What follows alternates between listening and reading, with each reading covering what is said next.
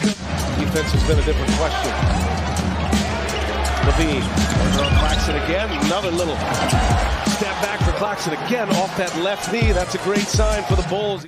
Claxton keeps it alive, right into the hands of Javon. Smoking hot. What was that, 20 for the quarter now?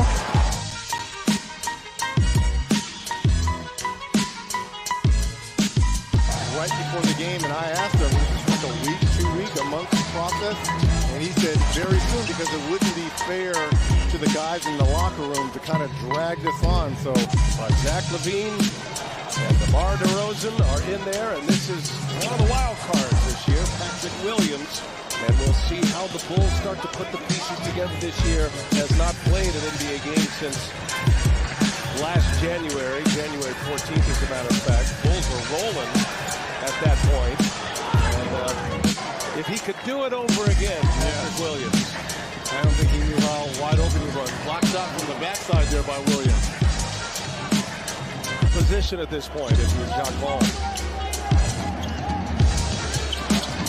Williams powers his way in, and that's what Williams brings to the table. A big body plus per game this year. Look at the rebounds, the assists, up there in steals as well. Tonight he's got a donut, 0 for 2. And denied at the rim. Second block there by Williams. Kicks it out to Sumo now, extra pass. And another opportunity here for the Bulls. Still talking about DeMar DeRozan as Williams. Nice little turnaround.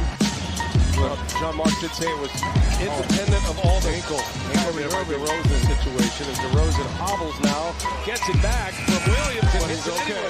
It's okay now, though. They got walked down in that game last night. And Indiana had a real chance to squeak that win out. Patrick Williams on the other end for the Bulls. Yeah. Hit the Jets, and the Bulls hit 100.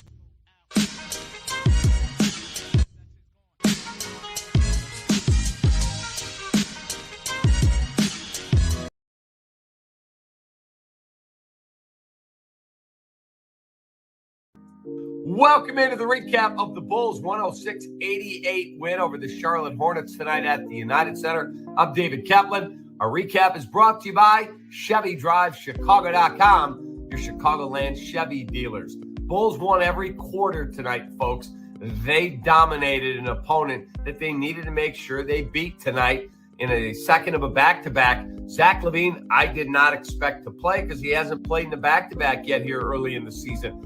But he said he went to shoot around. He woke up this morning. He goes, boy, my body feels good. He played 37 minutes last night in Brooklyn, had 20 in the fourth quarter. And tonight he gave you 32 minutes. Didn't give you that kind of scoring output because you didn't need it. 10 points, 4 rebounds, and 6 assists, and a couple of three-point baskets. The big scorers tonight, Patrick Williams was excellent. He's always a solid defender, but tonight, he was 2 of 3 from beyond the arc, 7 of 9 from the floor, hit his first 6 shots. He gave you 16, 5 rebounds, and an assist in 32 minutes. And I know there are a lot of you out there go, I don't know about this Patrick Williams guy. Please post your comments right down below. He's 21 years of age. Relax. Let's let this thing play out. 21 years of age. Why do you think teams all around the league all summer long were calling the Bulls? You want to trade Patrick Williams? And I've had friends of mine going, yeah, I'd trade him. You're selling low on a 21-year-old. Stop. Let this kid develop. That's the key to seeing if this team can take the next step, if you can develop this young man. Javonte Green, gold star, man. 17 points, 8 rebounds, and assists, and 3 of 3 from the three-point line. That's right. Javonte Green in 27 minutes gave you that type of productivity. He's not a great perimeter shooter. He was tonight. And then 10 points for Derek Jones Jr. Goran Dragic, 15 minutes. He gave you 16 points, 3 rebounds, 3 assists, a couple of threes. He was 2 of 4 from beyond the arc. Bulls shot 45% from the three-point line. They won the battle on the boards, and they played a really solid basketball game. It's a good win. You beat a team that you're supposed to beat, and now you get a couple of days to actually a day, and you play again on Friday The Bulls will be on the road at the Celtics on national TV on Friday night. But did what you had to do. You won in Brooklyn. You came home. You got the job done here. Bulls win. Have a great rest of your night. I appreciate you. Yo, what's up, everybody? This is G Walker, one half of the CNG Podcast. And I'm CJ, the other half of the CNG Podcast.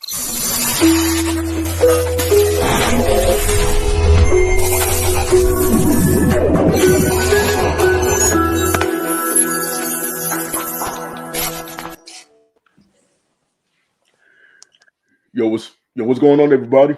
What's going on? Welcome to the CNG Podcast. This is the Bulls Weekly, Episode 3. G Walker, how's it going, man? Hey, man, everything is good over here, bro. How you doing, man? I'm doing pretty good, man. Trying to get stuff situated for the week. I'm glad that it's Friday. I can get some good relaxation time in for the weekend. But we got the Bulls with two Bulls had two losses during Friday and during Saturday that just went past against Philly, and I believe the other one was the Spurs.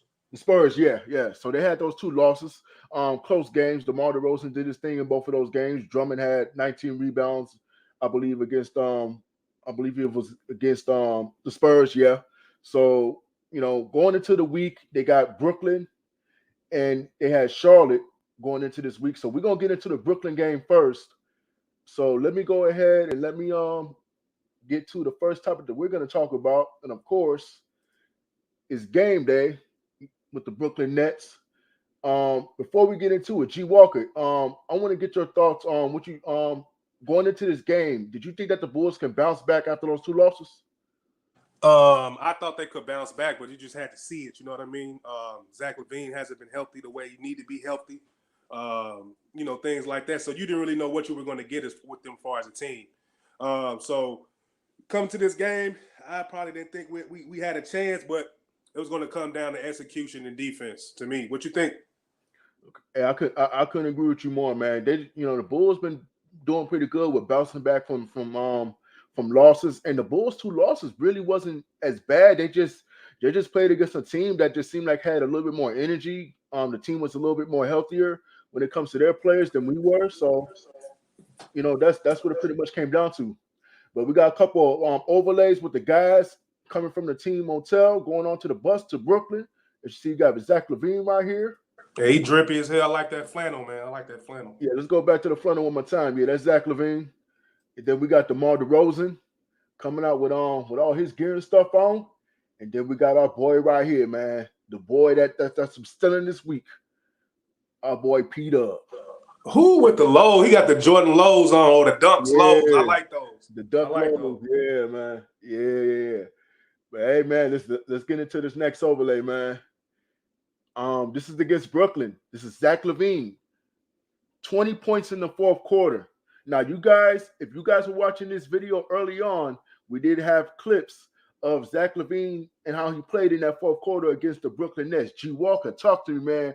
What did you think about Zach Lavine's performance in that fourth quarter against Brooklyn?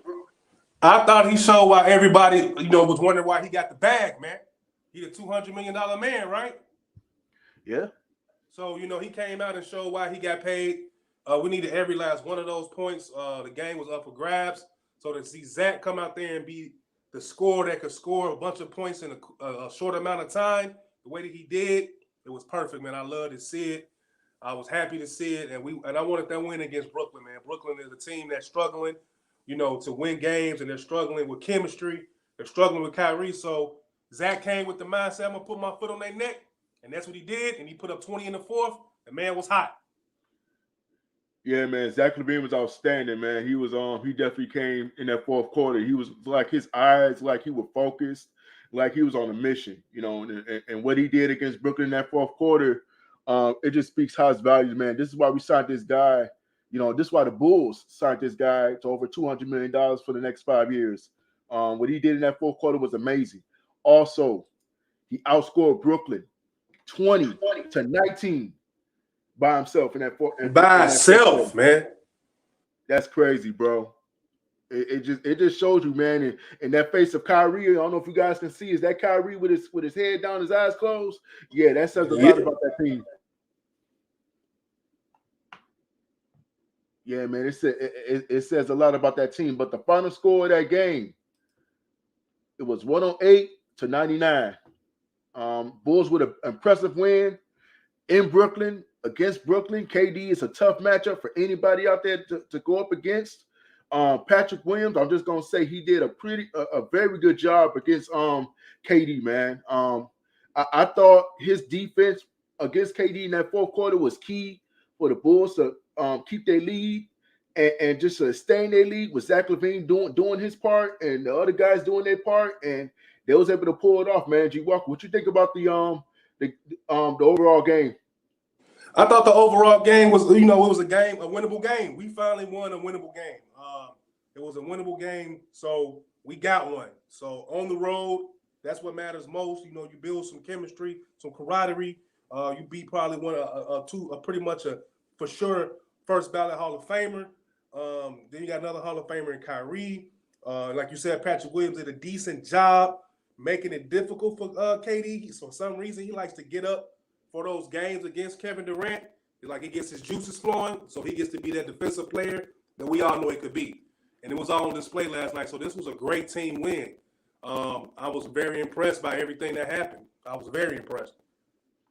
Yeah, man, and we're gonna look at the final player stats before we actually move on.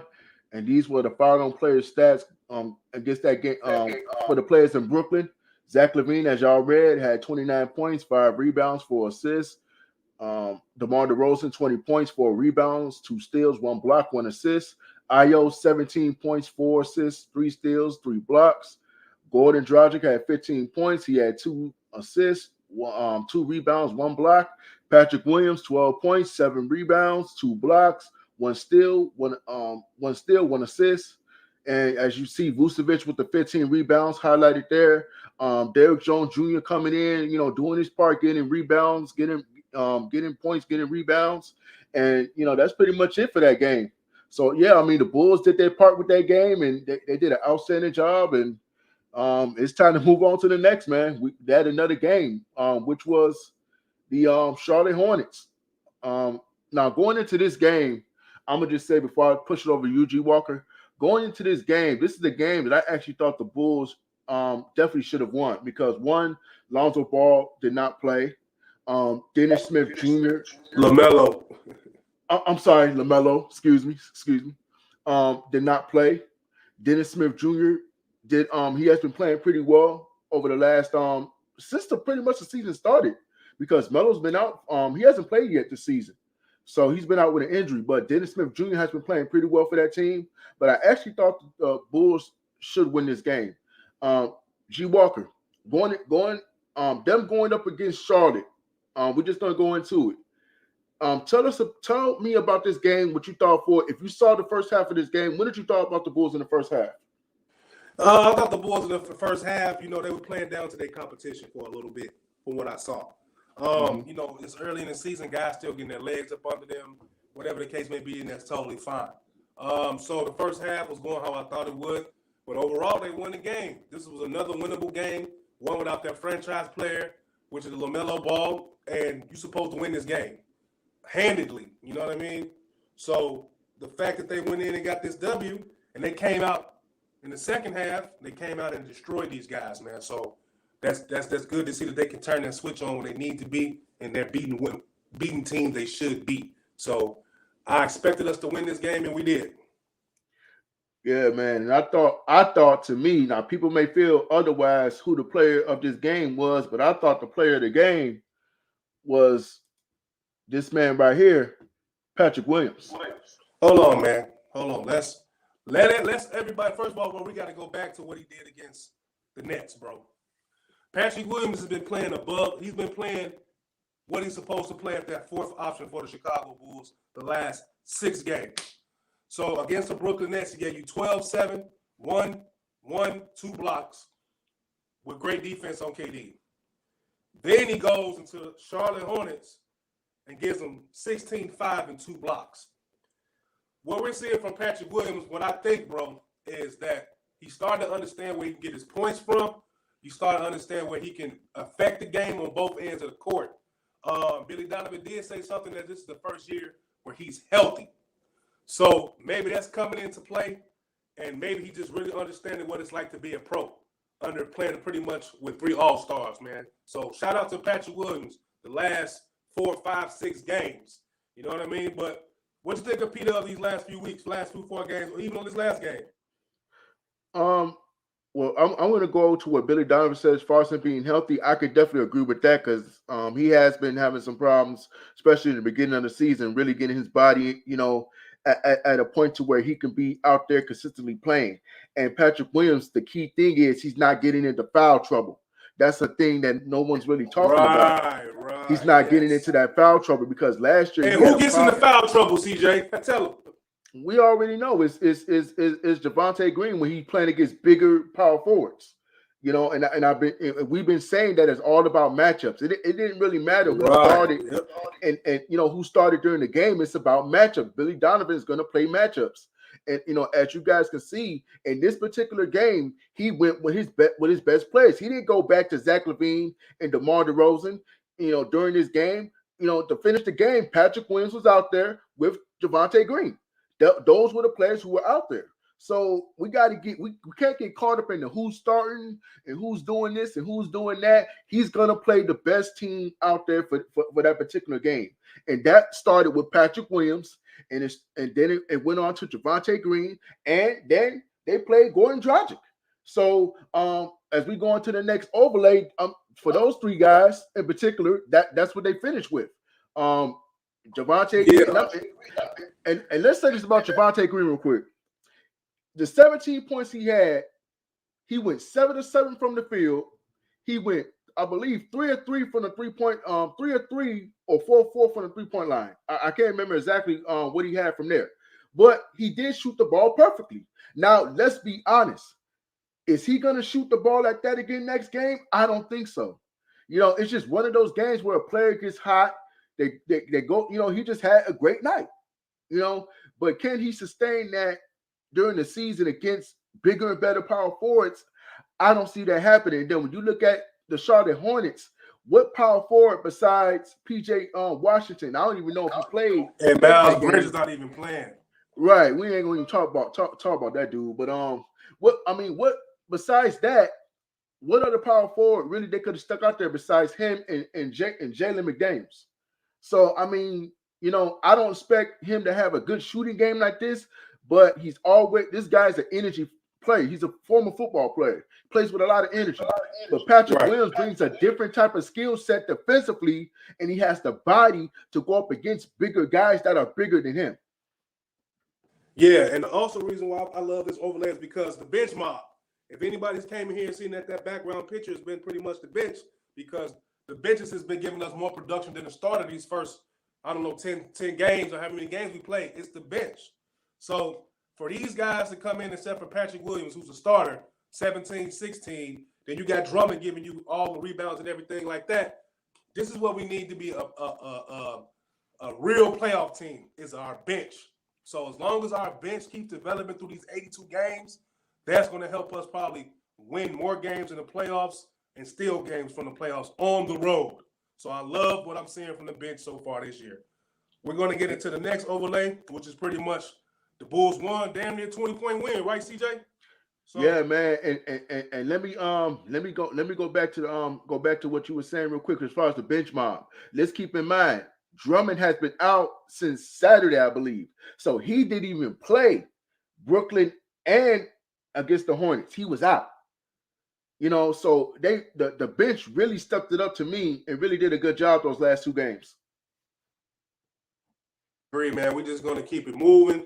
What we got right here. So this is what CJ was talking about against the Hornets. 17 points, 8 rebounds, 2 steals, 2 blocks, 27 minutes, man. He's underrated, but at the same time, he's a little bit overrated for all the people that are Javonte Green fans. He plays good, but at the same time, it's matchups. So we're going to give him his flowers this game, and if he continues to play well, we'll give him his flowers next game. Correct. So The next overlay is this. This is what you want to hear from your veterans. Guys that's coming in that's played in high-level basketball, high playoff basketball, and Gordon Dragic. I like what I've seen from him. Like, he's on a redemption tour. He played well in the Olympics in this summer with his country team, his home team, whatever. So this is what he says. I can be the vocal guy in the locker room if they need me. I can count from the bench. I can come from the bench and be that spark. CJ, has he been doing that or what? He's been doing that and then some. This guy has always been, every team he's been on, he's always been that guy that comes in and shows that leadership. He knows how to command the offense. He's a true, and people were trying to see, was he a combo guard?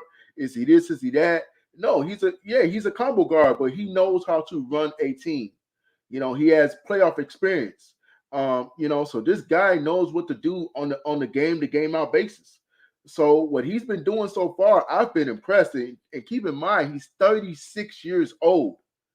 So this is a guy who's had years in this league, is coming out here on the bench and just leading a bench of young guys, of young talented players, and everyone is playing their role. And that's the biggest thing to me, that it seems like everyone is not playing out of character. They're not playing out of their role. They are playing their roles, and they're doing a hell of a job. I couldn't have said it better, partner. I totally agree, man. It's nice to have Gordon Dragic as a member of this team that's going to help us sustain our point guard position while Lonzo Ball gets healthy. Man, I heard he's been he started to lift weights a little bit. I think run a little bit. So whatever keeps the boat afloat, and if Goran Dragic is playing like this, let's keep it going. But I'm gonna go to the next overlay. This is something I noticed that Billy Donovan's been doing. He's playing Zach Lavine with the bench. We all know that Billy Donovan is pretty much suspect when it comes to his adjustments and rotations. Sometimes he puts all guards out there, and while another team leave their starters out there, and we get blown out. So, but this is what Zach said. But I think for our team, he's been really, really willing to and accepting to whatever he can do to help. And I think he's done a good job, really good job with that group. And that's Billy Donovan speaking on Zach Lavine playing with the bench. I'm a type of person, whatever is going to help the team grow and sustain points and sustain momentum and sustain energy, you got to go with it. What you think about what Billy Donovan's been doing with Zach Lavine playing with the second unit? I said this from the beginning of the season. I said as far as the bench was concerned, it was going to have to be a time where one of those starters were going to have to play with that bench, that second unit. And I think also what that does is that gives Patrick Williams his feeling, his I remember you saying that. To do what he does. So I said someone's gonna have to sacrifice that to come off the bench and do what they do with the bench in there. And Zach Lavine took on that challenge. He's playing with the bench. He's doing a pretty good job when he's in there. Patrick Williams has done a good job when he's in there. So I don't think it's just really Zach Lavine. I think it's just matchups like you've been saying, G. Walker. And also I think it's just guys picking and choosing when they can go in to help the team. Yeah, because at the end of the day, it's all about winning. Guys can't have a pride thing, or I'm a starter, or I'm this much, because if Zach's going to set the tone and Billy Donovan's going to set the tone with a $200 million man come off the bench, anybody can play with that bench. So it sets a precedence within that locker room with the guys that's on this team that anybody can do whatever at any moment to contribute to the team. But we're going to go to the last overlay. And it's about our boy Vooch right here, man. Somebody... the naysayers always getting on Vooch about whatever. He says, I know how good I am. I know what I bring to the table. I'm a two-time All-Star, so I didn't get to here by chance. I know the work I put in, the time I put in.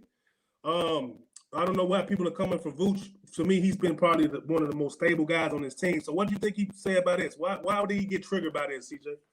Because what it is that people wanted Rudy Gobert. Let's cut the bullshit. Excuse my language, but let's cut the bullshit. Right.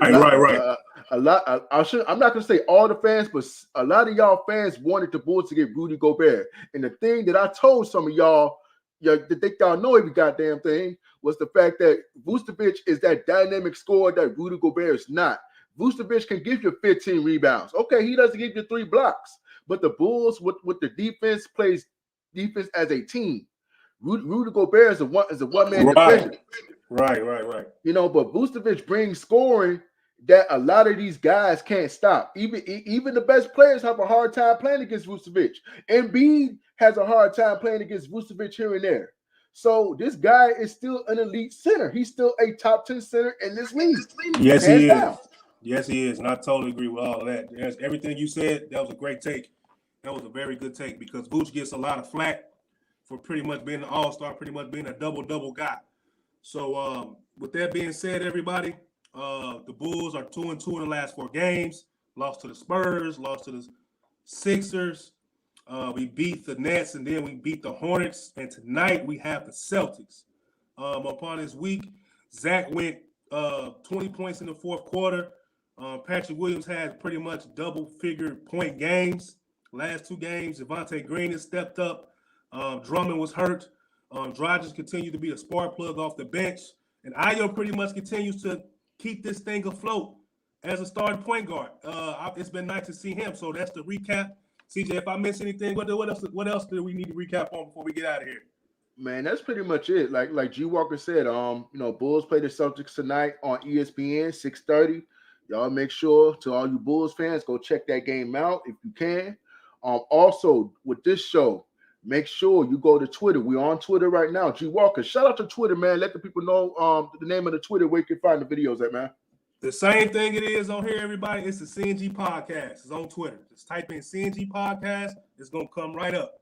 Go there and like us just like how you like to follow us on Facebook, YouTube. We're on Twitter as well.